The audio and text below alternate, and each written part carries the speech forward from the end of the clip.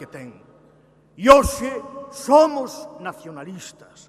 Somos nacionalistas porque acreditamos que o pobo galego existe, que non existe unha abstracción que se chama pobo español, nin un sollo ente político que se chama o Estado español. Somos nacionalistas porque respeitamos os dereitos e as liberdades individuais, pero acreditamos fondamente en que as persoas pertencemos a un colectivo e a nosa vida ten sentido en función desa colectividade.